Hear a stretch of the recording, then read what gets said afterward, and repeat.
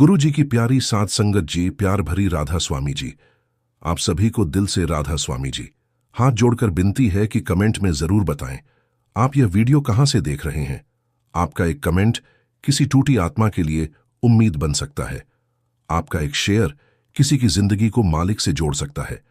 आपका एक राधा स्वामी लिखना खुद मालिक के दर तक पहुंचने का जरिया बन सकता है। इसलिए वीडियो को अंत तक जरूर देखिएगा, क्योंकि आज की यह कहानी एक ऐसी मां की है जो कैंसर जैसी भयानक बीमारी से जूझती रही, दर्द सहती रही, लेकिन फिर भी मालिक के नाम को कभी नहीं छोड़ा।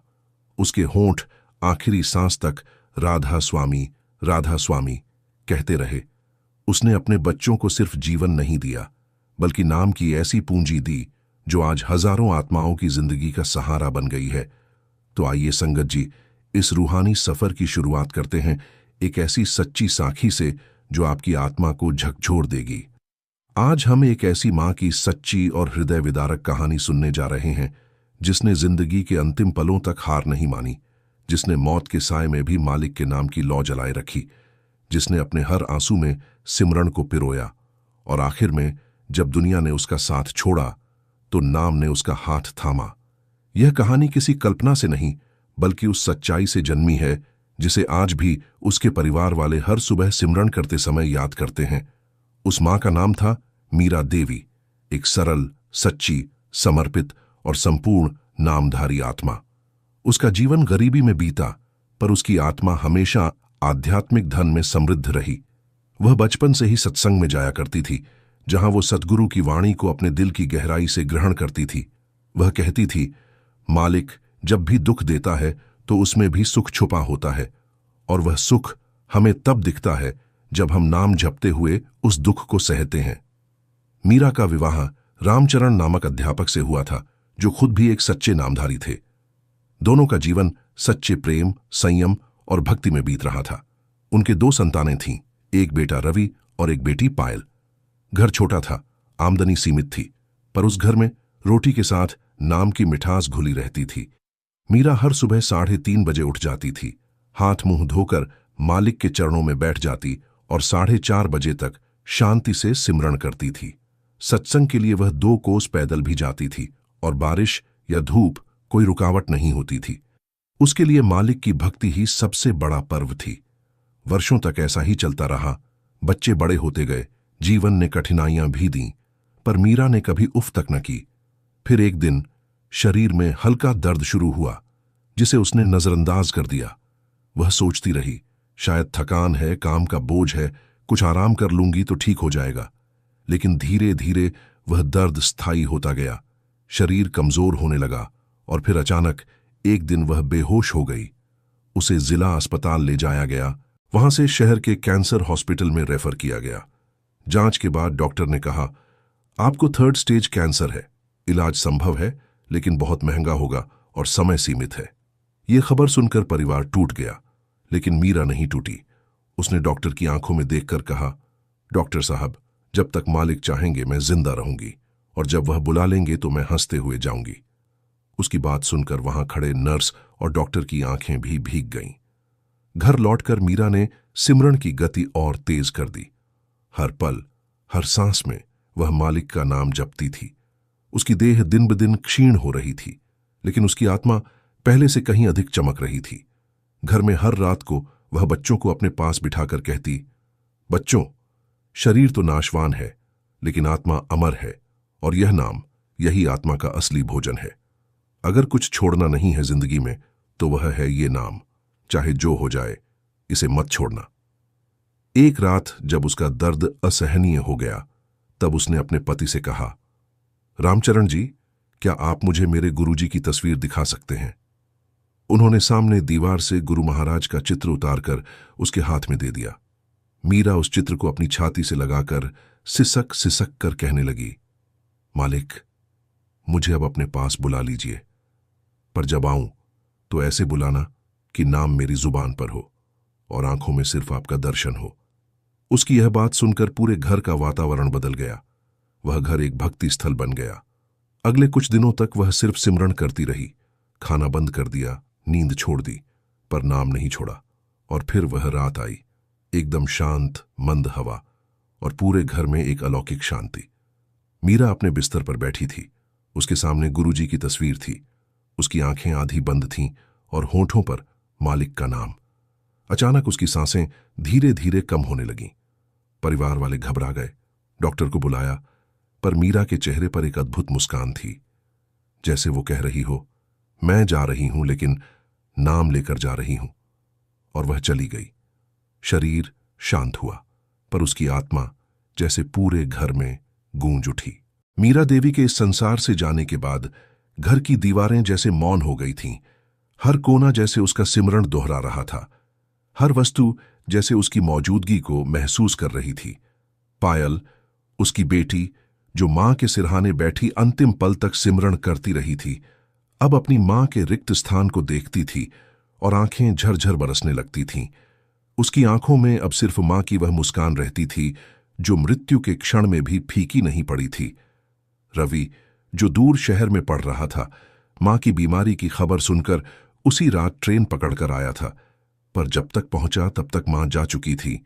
पर जैसे ही उसने मां के चेहरे को देखा, वो चौंक गया।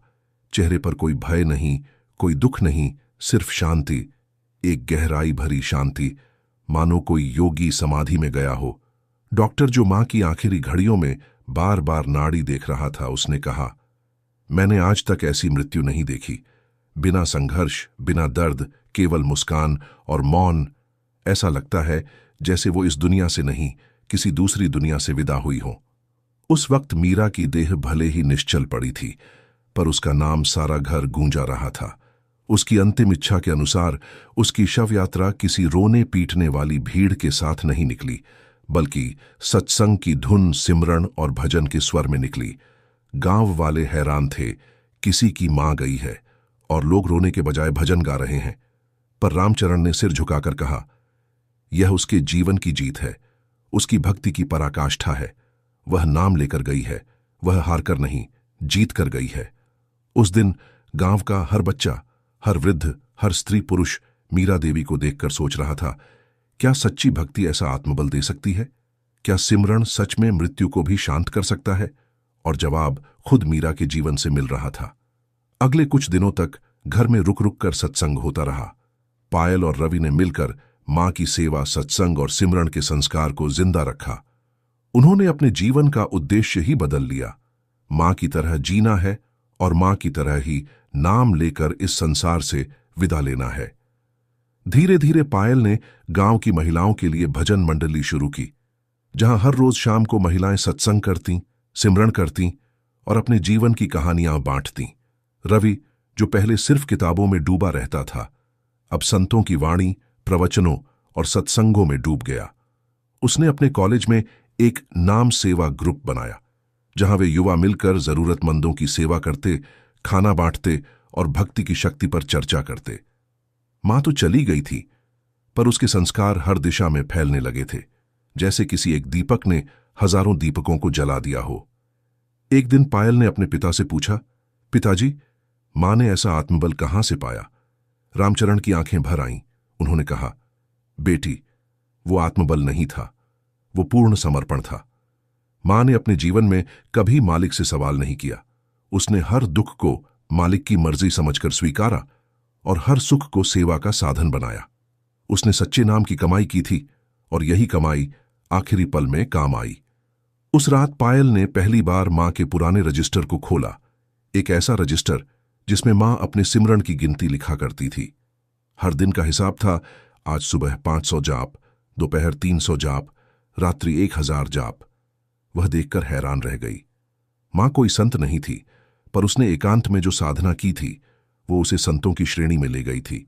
पन्नों में कई जगह मां ने लिखा था, मालिक, जब मेरा शरीर साथ छोड़ दे तो मेरा नाम मेरी आत्मा का साथी बना रहे। इस एक वाक्य ने पायल को अंदर से हिला दिया। अब उसे अपनी मां की मृत्यु नहीं, उसकी मुक्ति दिखने लगी थी। उसी क्षण उसने प्रण लिया, अब हर दिन मैं भी सच्चे नाम की कमाई करूंगी, मां की तरह जीऊंगी और मां की तरह ही मालिक की गोद में समा जाऊंगी। मीरा देवी के जाने के बाद उस घर का वातावरण बदला नहीं था, बल्कि अब उसमें एक स्थायी रूहानी कंपन रहने लगा था। पायल जब सुबह उठती तो उसे लगता जैसे मां की उपस्थिति अब भी वहां है, जैसे वह हर कोने से कह रही हो, बिटिया, जाग जा, नाम लेना है। वह मां की पसंदीदा चादर को अपने सीने से लगाकर बैठ जाती और 4:30 बजे आंखें मूंद कर सिमरन शुरू करती। शुरू में शब्द कठिन लगते थे, ध्यान भटकता था, मगर धीरे धीरे जैसे मां की आत्मा उसकी आत्मा में प्रवेश कर रही हो, वह शब्द सहज हो गए, अर्थवान हो गए और हृदय में उतरने लगे। रवि, जो पहले अपने करियर की दौड़ में मसरूफ रहता था, अब कॉलेज की व्यस्तता के बीच भी समय निकालकर सत्संग सुनने लगा। वह अक्सर मोबाइल में गुरु महाराज के प्रवचन डाउनलोड करता और हॉस्टल की छत पर बैठकर चुपचाप सुनता। मां की मृत्यु के बाद जो शून्यता उसके जीवन में आई थी, उसका एकमात्र उत्तर उसे सद्गुरु की वाणी में मिलता था। एक दिन कॉलेज में किसी साथी ने पूछा, रवि, तुझे क्या हो गया है? पहले तू पढ़ाई की बातें करता था, अब भक्ति की बातें करता है। रवि मुस्कुराकर बोला, पहले मैं केवल पढ़ता था, अब मैं जी रहा हूं मां की तरह। धीरे धीरे उसके भीतर एक मौन परिवर्तन होने लगा। वह अब लोगों की मदद करने लगा, अपने साथियों को भी सत्संग सुनने के लिए प्रेरित करने लगा। उसने अपनी मां की एक तस्वीर कमरे में टांग ली थी, जिस पर लिखा था, नाम ही असली सहारा है। उस तस्वीर को देखकर वह हर सुबह खुद से वादा करता, मां, मैं तेरी कमाई को व्यर्थ नहीं जाने दूंगा। उधर पायल ने गांव में महिलाओं की मंडली को रोज शाम को इकट्ठा करना शुरू किया।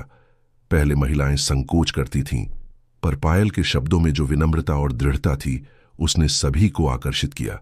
वह कहती, हमने जीवन भर रोटियां बनाई, खेत में काम किया, बच्चों को पाला, अब थोड़ा समय उस मालिक के नाम के लिए भी निकाल लें।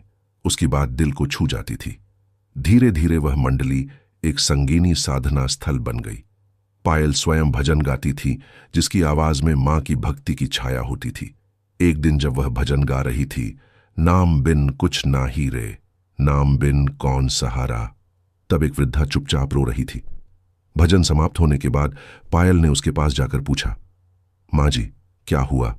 वृद्धा बोली, बेटी, तू भजन गा रही थी या तेरी मां? मुझे लगा मीरा बोल रही है। उस दिन पहली बार पायल ने महसूस किया कि मां उसकी आवाज में, उसकी भावनाओं में और उसके सिमरन में उतर आई है। अब वह केवल मां की बेटी नहीं, उसकी साधना की उत्तराधिकारी बन चुकी थी। मीरा देवी के जाने के बाद जैसे उस घर का प्रत्येक कोना, प्रत्येक वस्तु उसके नाम की गूंज बन गया था। चूल्हा जहां वह रोज रोटियां सेंकती थी, वहां अब पायल जब हाथ लगाती तो जैसे मां की हथेलियों की गर्माहट महसूस होती।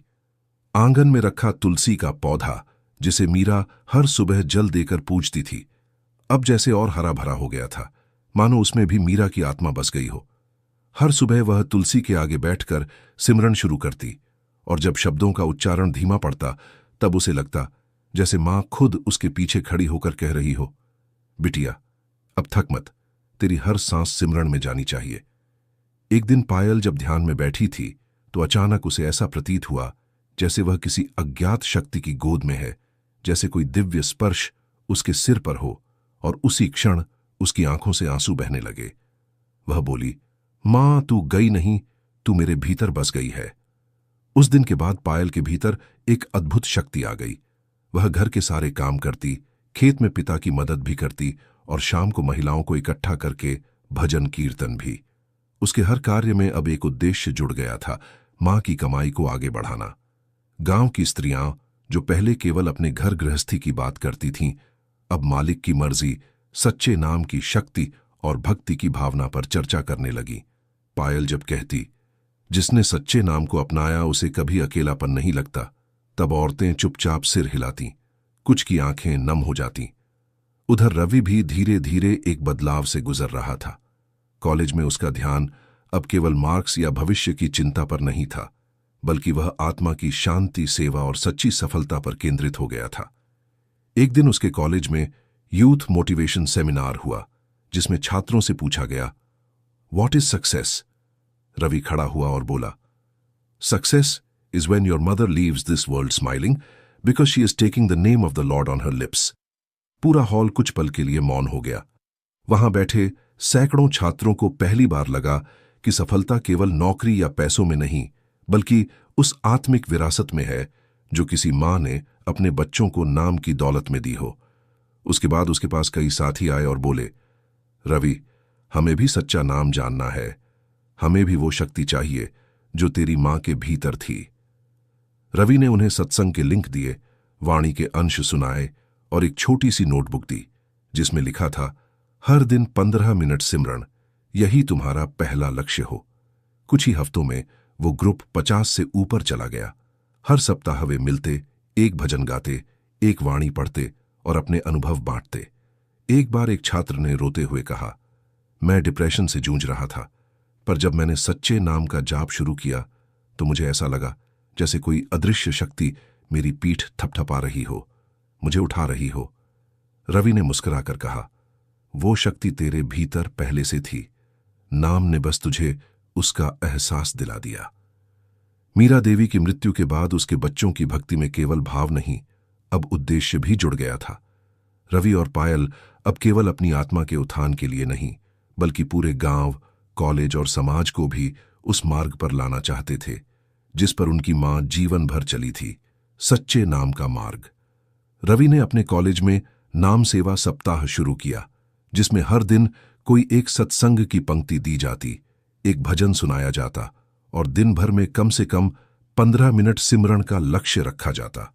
शुरुआत में केवल 5 छात्र जुड़े, लेकिन जब उन्होंने अपने अनुभव साझा किए कि कैसे उनका गुस्सा कम हुआ, मन शांत हुआ और जीवन के प्रति दृष्टिकोण बदला, तो हर सप्ताह संख्या बढ़ती गई।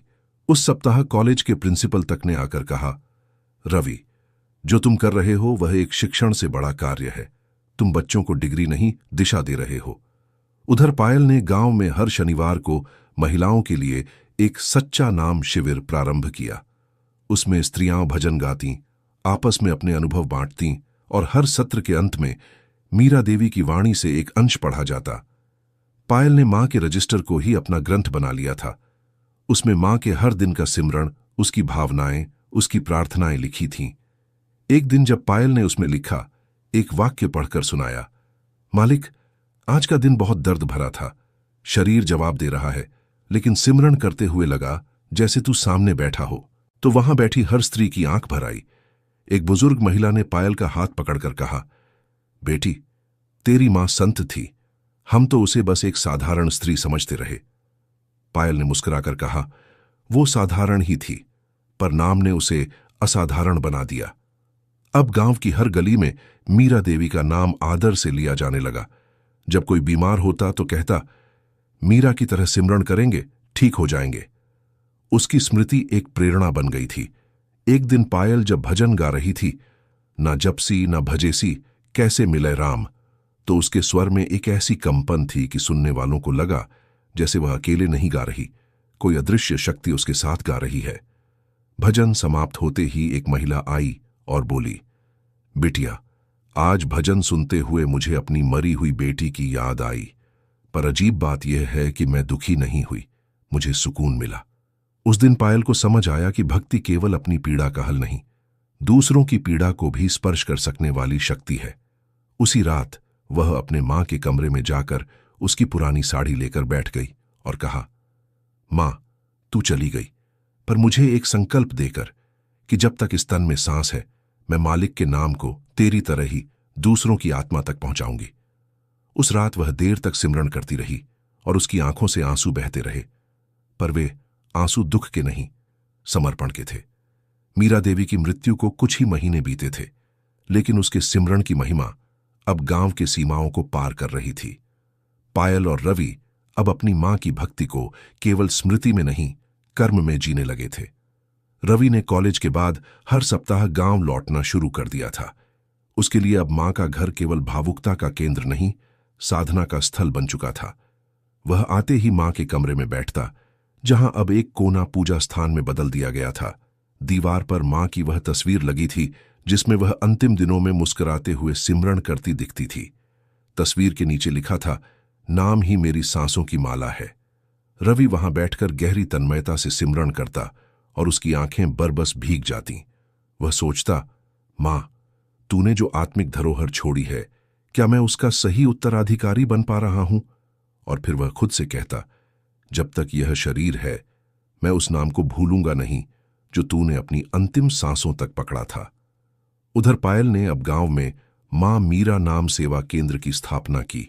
एक छोटा सा कक्ष जहां स्त्रियां आकर सिमरन कर सकती थीं, सेवा कर सकती थीं और किसी भी आत्मिक प्रश्न पर आपस में संवाद कर सकती थीं। शुरू शुरू में केवल कुछ महिलाएं आईं, फिर उनकी संख्या बढ़ती गई। हर दिन सुबह और शाम वहां दिया जलता, भजन गूंजते और सबसे ऊपर मां की वही वाणी टंगी रहती, सच्चा नाम कभी धोखा नहीं देता। एक दिन गांव की एक विधवा महिला जो लंबे समय से अवसाद में थी, चुपचाप वहां आई और भजन सुनने लगी। उसकी आंखों से अविरल आंसू बहने लगे। जब भजन समाप्त हुआ तो वह पायल के पास आई और बोली, बेटी, मैंने अपने जीवन में पहली बार ऐसा सुकून महसूस किया है। वर्षों से मन टूट गया था, पर आज ऐसा लगा कि मन फिर से जुड़ गया। पायल ने उसे गले से लगा लिया और कहा, मां की सिखाई एक बात है, नाम में हर टूटे दिल का मरहम छुपा है। धीरे धीरे गांव के बुजुर्ग, युवा, बच्चे सब इस केंद्र से जुड़ने लगे। वहां अब रोज भजन, वाणी पाठ और सच्चे अनुभवों की चर्चा होती थी। एक दिन पायल ने सबके सामने कहा, आज जो कुछ भी है वो मां की भक्ति की कमाई है। हम सब उसके उत्तराधिकारी हैं, तो हमारा कर्तव्य है कि उस कमाई को बांटें, उसका सदुपयोग करें। उसी दिन एक वृद्ध व्यक्ति उठ खड़ा हुआ जो पहले कभी किसी सत्संग में नहीं आया था। वह बोला, बेटा, मैं सारी उम्र सोचता रहा कि नाम जपना केवल बुजुर्गों का काम है, पर अब समझ आया कि यह तो आत्मा की जरूरत है। आज से मैं भी हर सुबह यहां आऊंगा। उस क्षण पायल की आंखों में चमक आ गई। मां का सपना अब समाज का संकल्प बन रहा था। अब गांव का वो छोटा सा घर जहां कभी मीरा देवी अपने बच्चों को गोद में लेकर सिमरन सिखाती थी, एक आध्यात्मिक केंद्र बन चुका था, जहां दूर दूर से लोग आने लगे थे। कोई अपनी पीड़ा लेकर, कोई अपने प्रश्नों का उत्तर खोजने और कोई सिर्फ उस शांति की तलाश में जिसे मीरा देवी ने मरते समय भी ओढ़ रखा था। पायल अब केवल एक बेटी नहीं रही थी, वह मीरा की छाया बन चुकी थी। उसकी आवाज में वही करुणा, उसके व्यवहार में वही सेवा भाव और उसकी आंखों में वही तेज था जो उसकी मां की आखिरी रात्रि में था।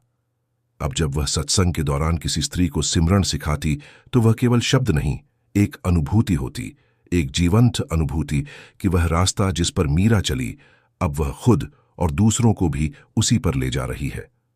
एक दिन गांव के बाहर के एक कस्बे से एक परिवार आया। उनकी बेटी कैंसर से जूझ रही थी। जब उन्होंने सुना कि इस गांव में कोई पायल नाम की लड़की एक ऐसे मां की भक्ति से सबको सच्चे नाम की राह दिखा रही है, जिसने स्वयं कैंसर के आखिरी चरण में भी हार नहीं मानी, तो वे उसी आशा में उस केंद्र पर आए। उनकी बेटी सिया मात्र 12 वर्ष की थी, पर उसकी आंखों में मृत्यु का डर साफ झलक रहा था।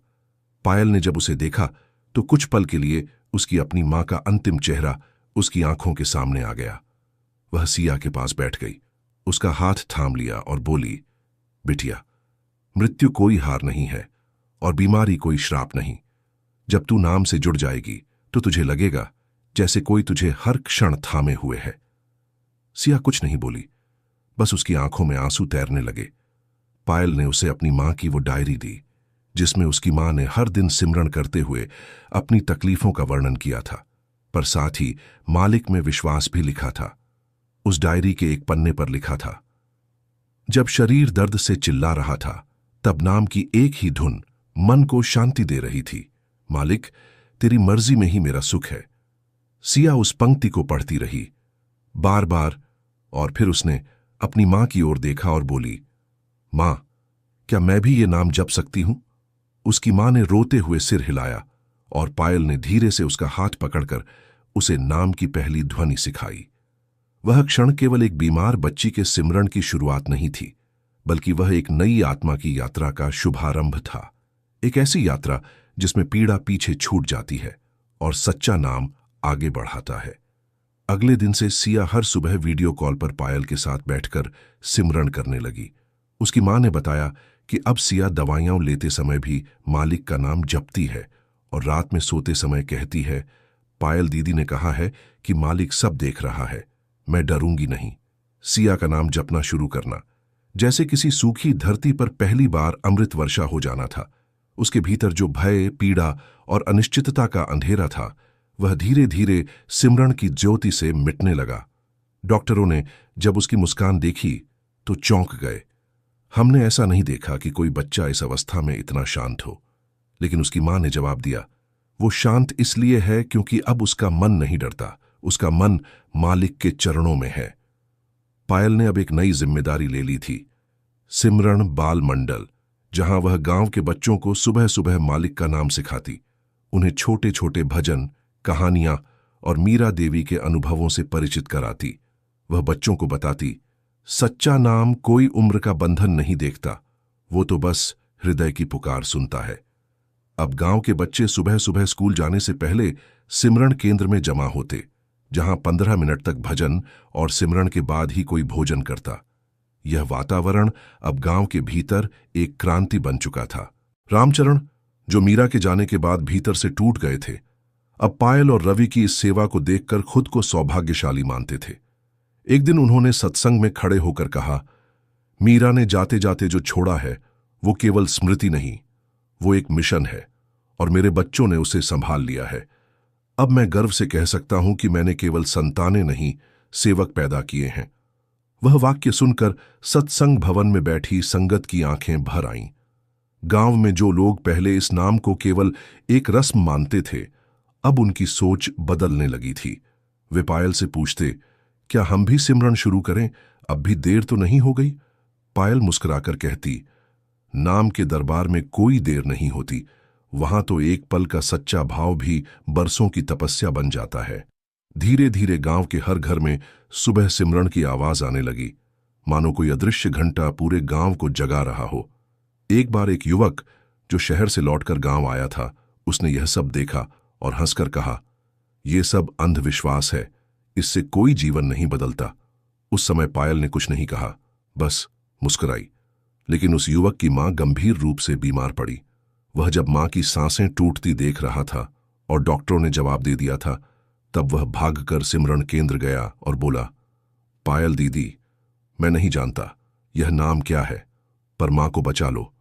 पायल ने उसका हाथ पकड़कर कहा, बचाने वाला मैं नहीं, मालिक है, तू बस उसका नाम ले और उसे उसके नाम में समर्पित कर दे।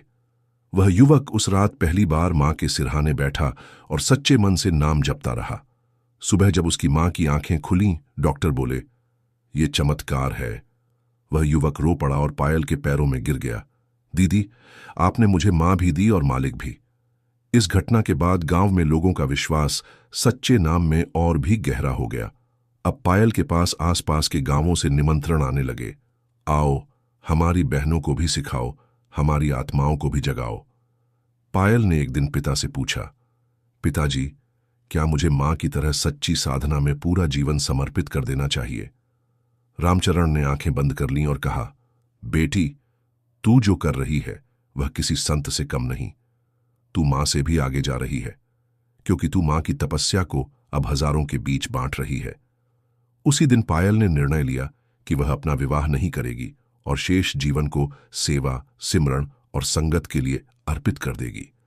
रवि, जो अब शहर में नौकरी कर रहा था, उसने भी अपने बॉस से कहा, मैं महीने में 1 सप्ताह गांव जाया करूंगा। मेरे लिए ये गांव नहीं, तीर्थ है। उसका बॉस, जो पहले रवि की निष्ठा देखता था, अब उसकी आध्यात्मिकता से भी प्रभावित हो गया। उसने एक दिन रवि से कहा, क्या मैं भी कभी तेरे गांव आकर उस सच्चे नाम की संगत कर सकता हूं? रवि ने हाथ जोड़ लिए और कहा, आपका आना तो मालिक की मर्जी है, हम तो बस निमित्त हैं। धीरे धीरे वह गांव एक साधना स्थल बन गया, जहां हर गली से सिमरन की सुगंध उठती, हर दरवाजे पर भक्ति की गूंज सुनाई देती और हर बच्चे के होठों पर मीरा देवी की वाणी होती, नाम ही असली धन है, बाकी सब माया की रेखा है। अब गांव में सच्चा नाम केवल एक अभ्यास नहीं, एक उत्सव बन गया था। हर पूर्णमासी और अमावस्या को मीरा संध्या रखी जाती थी, जहां रात भर भजन कीर्तन चलता और हर व्यक्ति, चाहे वह किसान हो या वृद्ध, व्यापारी हो या विद्यार्थी, सब सिर झुकाकर बैठते और भाव विभोर होकर सिमरन करते। उन रातों में लगता जैसे पूरा गांव मालिक के चरणों में समर्पण होकर बैठा हो। एक रात एक युवा, जो पहले नशे की लत में था, वह चुपचाप कोने में बैठा भजन सुन रहा था। जैसे ही भजन मालिक बिन और ना कोई सगा गाया गया, वह उठकर रोने लगा। भीड़ के बीच से निकलकर वह पायल के पास आया और फूट फूट कर बोला, दीदी, मैं बहुत नीचे गिर गया था, लेकिन आज पहली बार मुझे भीतर से पुकार आई, मुझे बचा लो। पायल ने उसकी पीठ पर हाथ रखा और कहा, तुझे बचाने वाला मैं नहीं, तेरा अपना मालिक है। तू बस खुद को उसकी मर्जी में छोड़ दे। वह युवक फिर कभी नशे की ओर नहीं लौटा। पायल ने गांव की बच्चियों को आत्मनिर्भर बनाने का भी संकल्प लिया, साथ में नाम की कमाई भी। उसने सत्संग सिलाई केंद्र नाम से एक प्रशिक्षण शुरू किया, जहां सिलाई कढ़ाई के साथ साथ सच्चे नाम का पाठ होता। काम करते करते लड़कियां नाम जपती, भजन गाती और दिन भर के बोझ के बीच भी मुस्कुराती।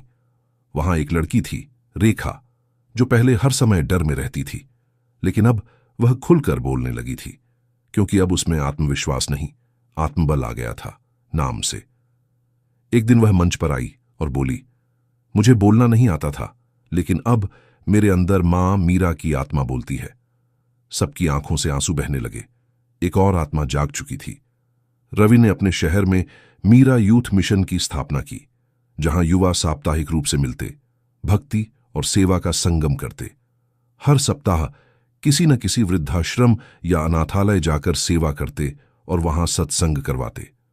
एक दिन एक वृद्ध महिला, जिसकी याददाश्त लगभग जा चुकी थी, रवि द्वारा गाए गए भजन को सुनकर अचानक बोली, मीरा, मीरा, तू आ गई। सब हैरान थे। वह महिला कई सालों से एक शब्द नहीं बोली थी। डॉक्टरों ने इसे अवचेतन का चमत्कार कहा, पर रवि ने सिर झुकाकर कहा, यह चमत्कार नहीं, नाम की शक्ति है। गांव में एक नया परिवार आया था, जिन्हें हाल ही में शहर से निकाला गया था। उनके पास न धन था, न संबंध। जब पायल को उनके बारे में पता चला, वह खुद उनके घर गई और पूछा, आपको क्या चाहिए? उस परिवार की मां रोकर बोली, बस कुछ भोजन और आश्रय। पायल ने कहा, आपको मालिक का नाम दूंगी, फिर आपको कभी किसी की जरूरत नहीं पड़ेगी। उन्होंने सच्चे मन से नाम की साधना शुरू की और कुछ ही महीनों में उनकी स्थिति बदल गई। उन्हें गांव में सम्मान मिला, रोजगार मिला और सबसे बड़ा, आत्मिक शांति मिली। पायल और रवि अब केवल अपनी मां की संतान नहीं थे, अब वे उस सच्चे नाम की मशाल थे जो हर तरफ उजाला कर रही थी। एक दिन सत्संग भवन में, जहां हजारों लोग जमा थे, पायल ने मां की पुरानी पोथी से एक वाक्य पढ़ा, जिस दिन तू खुद को मिटा देगा, मालिक तुझ में बस जाएगा। फिर उसने सबकी ओर देखा और कहा, मेरी मां ने खुद को मिटा दिया था, तभी मालिक उसके भीतर बस गया। अब हम सबका भी यही प्रयास होना चाहिए, खुद को नाम में मिटा देना। पूरा भवन राधा स्वामी की गूंज से भर उठा। सच्चे नाम की यह महिमा अब गांव के बाहर दूर दूर तक फैल चुकी थी। आसपास के जिले, गांव और कस्बों से लोग अब मीरा सेवा केंद्र आने लगे थे। पायल और रवि ने अब एक नया कार्य शुरू किया, चलते फिरते सत्संग, जहां वे हर रविवार किसी नए गांव में जाकर सच्चा नाम, मीरा देवी की कथा और भक्ति का संदेश फैलाते। एक बार वे ऐसे गांव पहुंचे जहां लोग वर्षों से अंधविश्वास में जी रहे थे। वहां के लोग सत्संग के नाम पर कतराते थे। पायल ने वहां एक छोटी सभा रखी, जिसमें वह केवल मां की अंतिम क्षणों की अनुभूति सुनाने लगी। एक स्त्री जिसने अपने आखिरी वक्त में सिसकते हुए भी नाम नहीं छोड़ा। क्या वह कमजोर थी? नहीं, वह उस मालिक की सच्ची पुत्री थी। उसकी आंखों में आंसू थे, आवाज में कंपन और वहां बैठे सभी लोगों के चेहरों पर श्रद्धा। उस दिन के बाद उस गांव ने हर रविवार सत्संग आरंभ किया। वह पायल की नहीं, मीरा की विजय थी।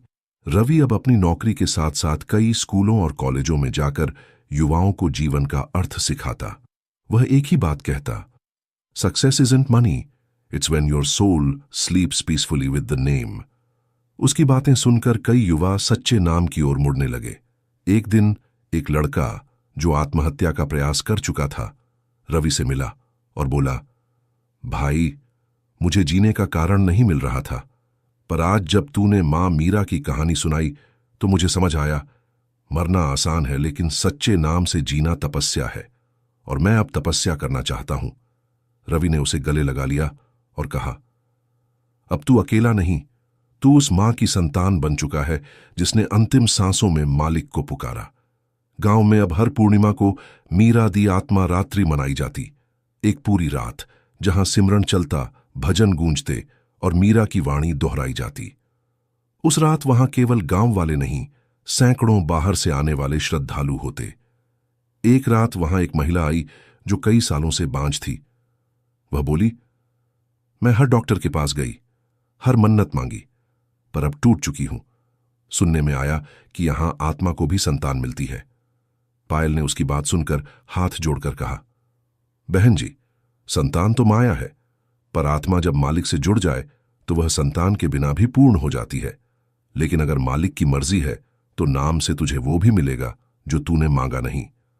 उस महिला ने सच्चे मन से सिमरन शुरू किया और कुछ ही महीनों बाद वह मां बनी। वह रोकर बोली, यह बच्चा डॉक्टरों की नहीं, नाम की देन है। रामचरण अब वृद्ध हो चले थे, लेकिन उनके भीतर की चेतना पहले से अधिक जीवंत थी।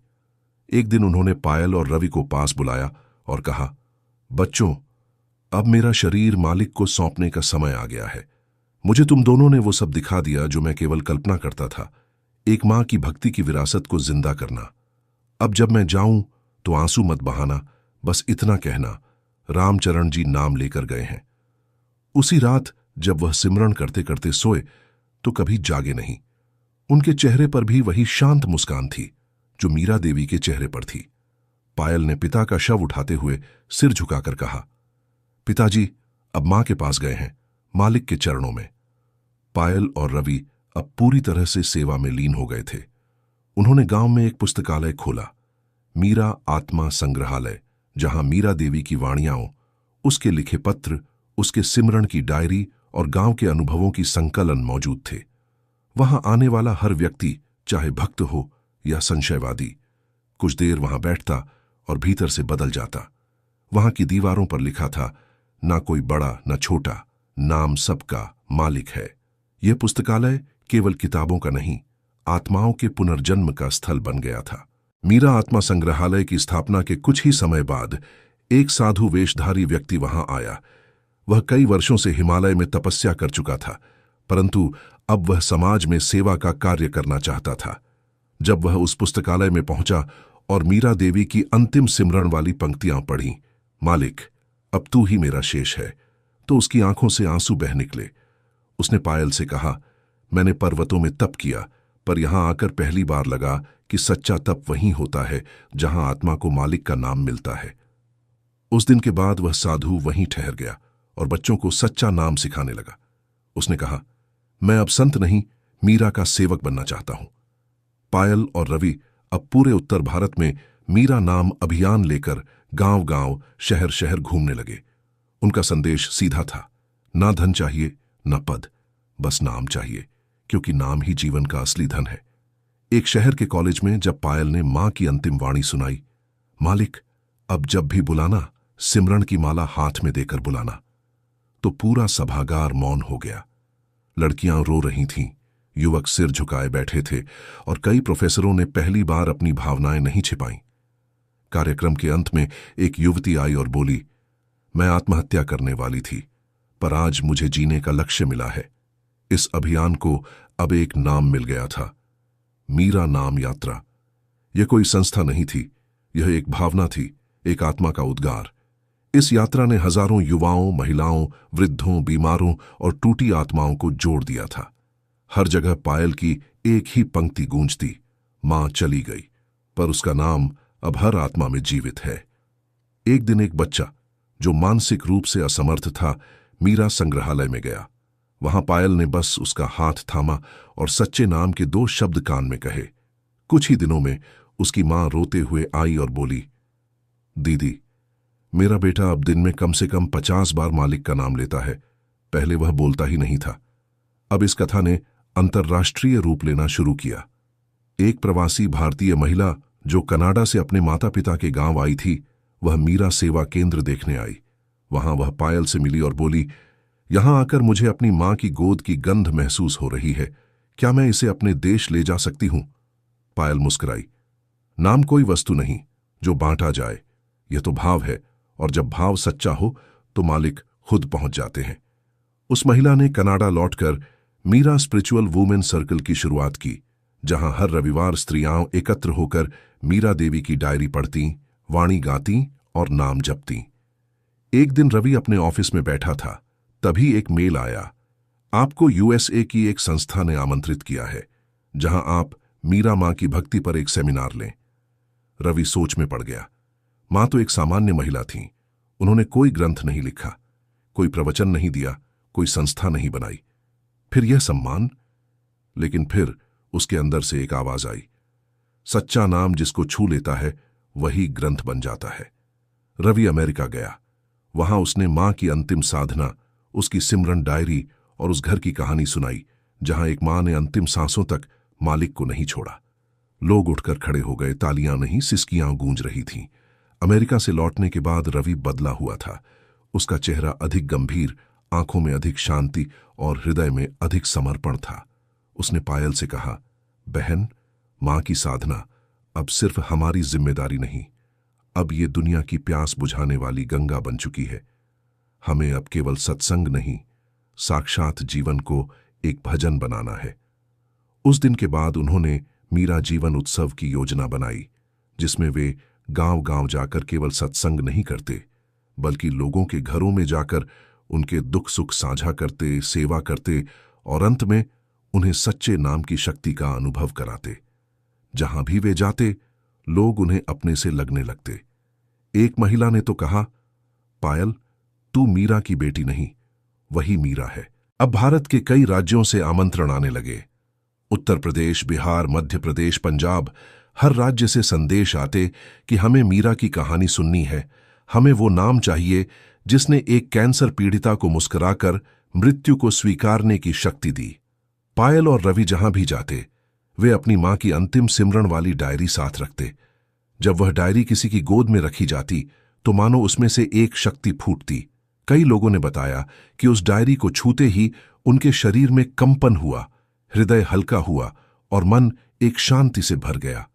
रवि ने कहा, यह डायरी नहीं, मां की आत्मा है, और वो अब हर उस आत्मा को जगा रही है जो मालिक से दूर हो गई है।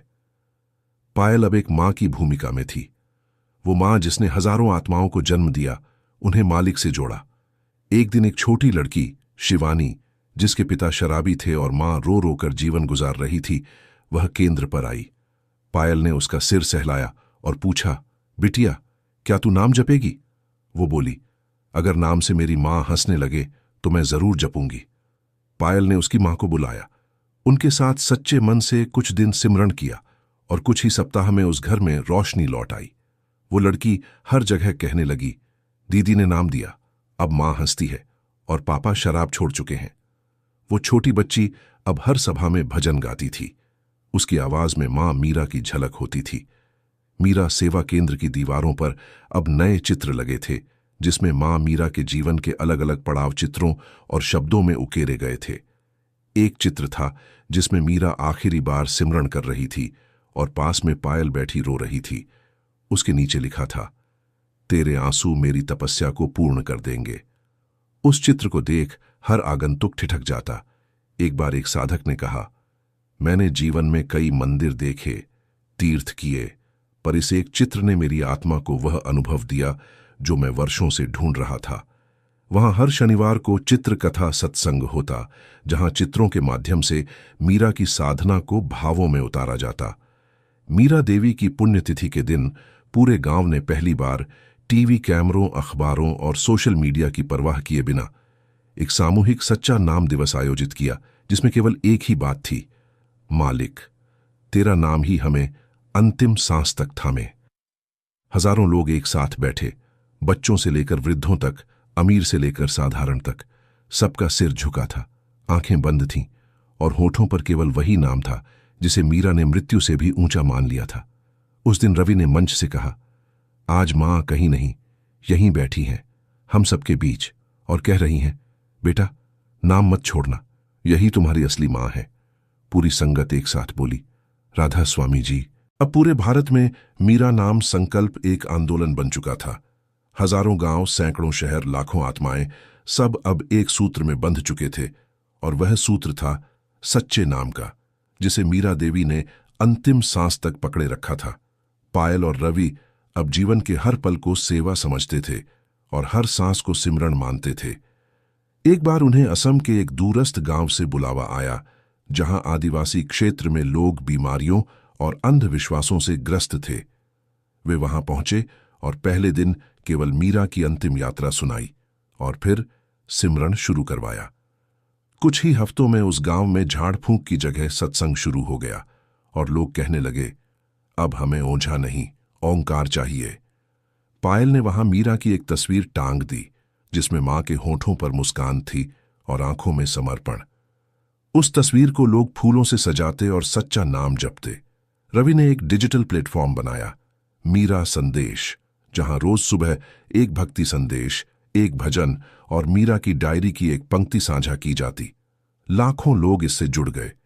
सुबह 4 बजे जब पूरी दुनिया सो रही होती, उस ऐप पर संदेश आता, जागो आत्मा मालिक बुला रहा है, और लाखों मोबाइल एक साथ झनझनाते। एक 72 वर्षीय बुजुर्ग महिला ने लिखा, मेरा पोता अब मोबाइल गेम नहीं, मीरा संदेश पढ़ता है, उसकी नींद अब सिमरन में टूटती है। रवि मुस्कुराता और पायल कहती, मां की तपस्या अब डिजिटल बन गई है, मालिक की मर्जी हर युग में अपना तरीका खोज लेती है। मीरा नाम यात्रा अब विदेशों में भी फैल चुकी थी। अमेरिका, कनाडा, ऑस्ट्रेलिया, यूके, हर जगह मीरा के सच्चे नाम की गूंज उठ रही थी। एक दिन रवि को एक पत्र मिला, हमारे बेटे को कैंसर है। लेकिन जब हमने उसे मीरा की कहानी सुनाई और नाम सुनाया तो उसने कहा, मैं भी मीरा मां की तरह जाऊंगा, मुस्कुराकर और नाम लेकर। रवि की आंखें भर आईं। उसने उस पत्र को अपने कमरे में रखा और रोज सिमरन से पहले उस बच्चे के लिए मालिक से प्रार्थना करता, हे मालिक, उसे वो शक्ति देना जो तूने हमारी मां को दी थी। मीरा सेवा केंद्र अब एक विशाल संस्था बन चुकी थी, लेकिन उसका कोई दफ्तर नहीं, कोई पद नहीं, कोई सत्ता नहीं, केवल सेवा थी, सच्चा नाम था और समर्पण था। वहां कोई फॉर्म नहीं भरता, कोई प्रमाण पत्र नहीं मिलता, वहां बस आत्मा बदलती है।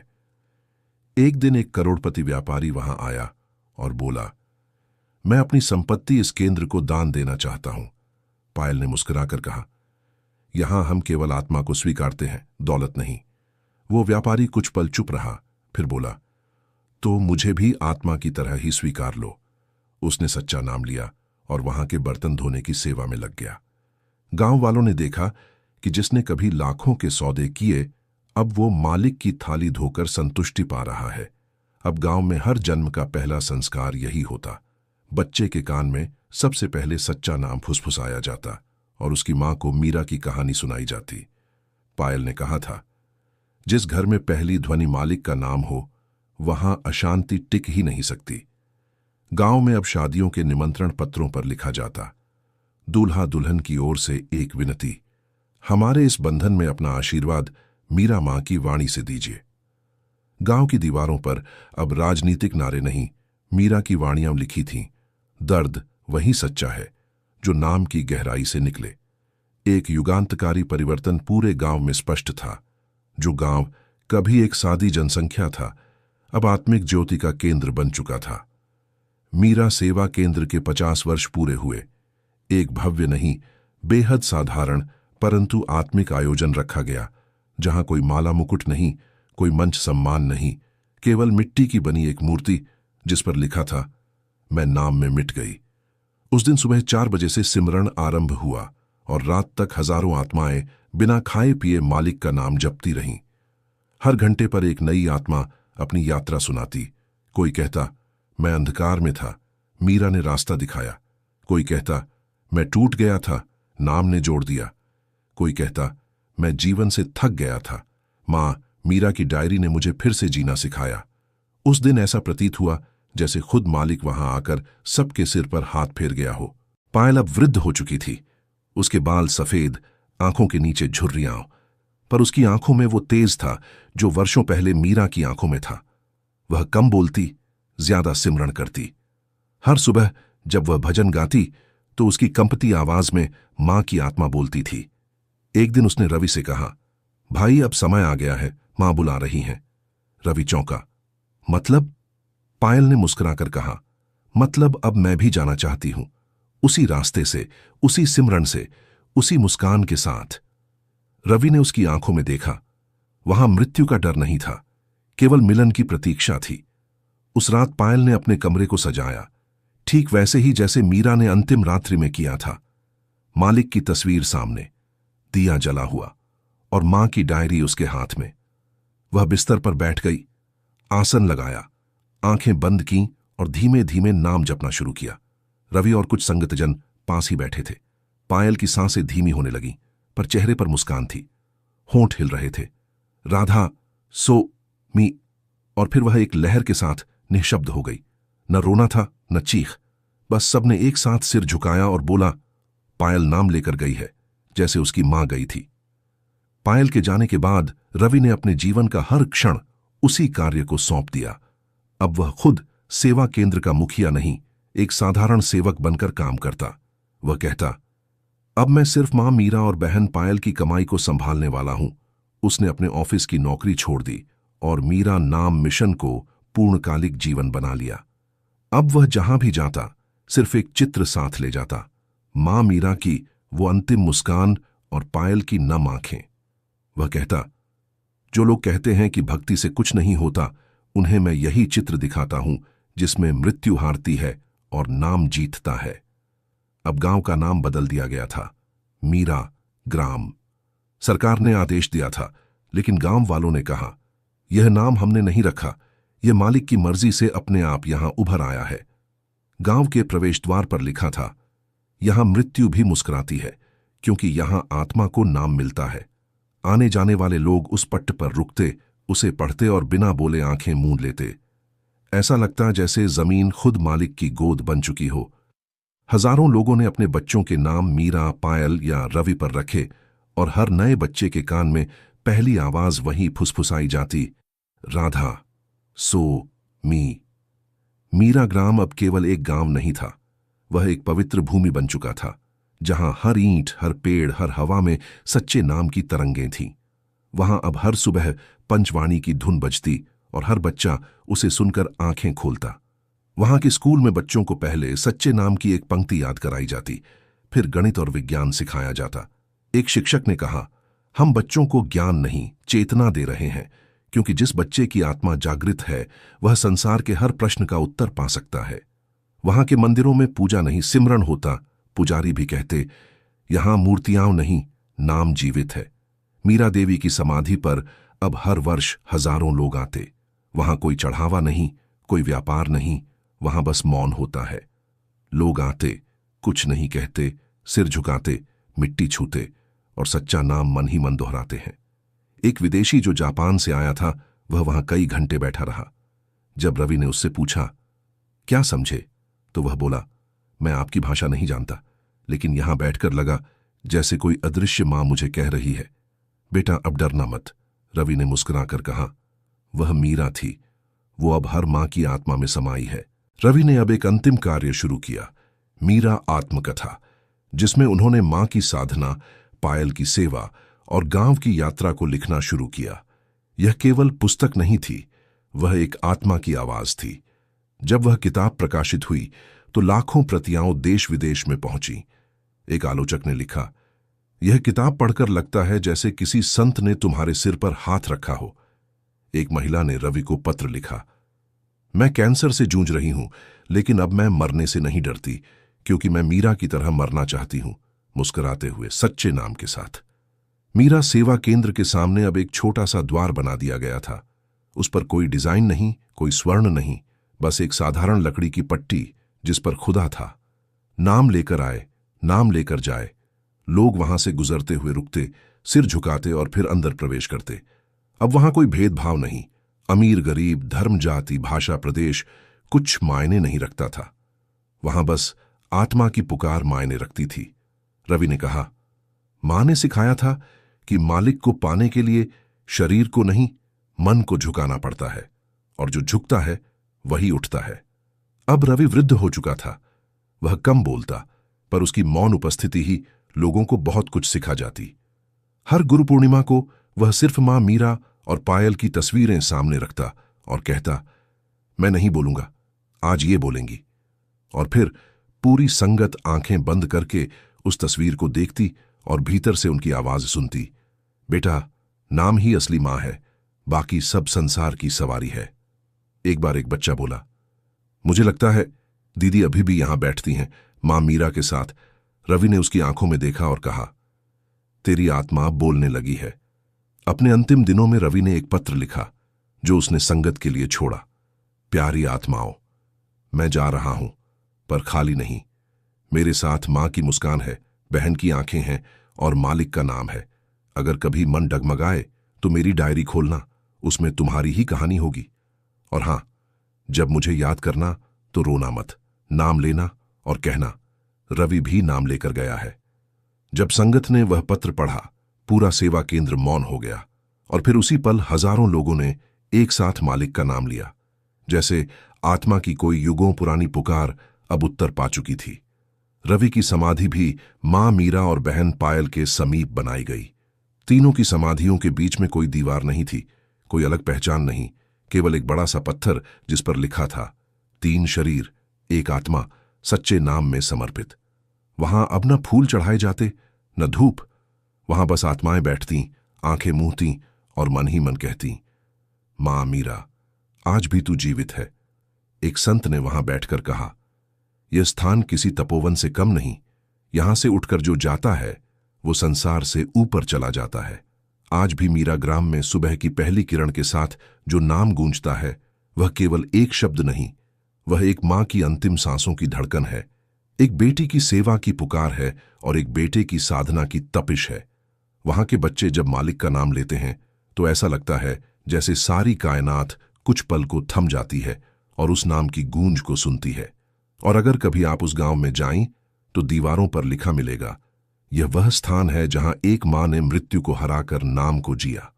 और तब आप भी सिर झुकाकर कहेंगे, राधा स्वामी जी, मेरी अंतिम सांस भी ऐसी ही हो।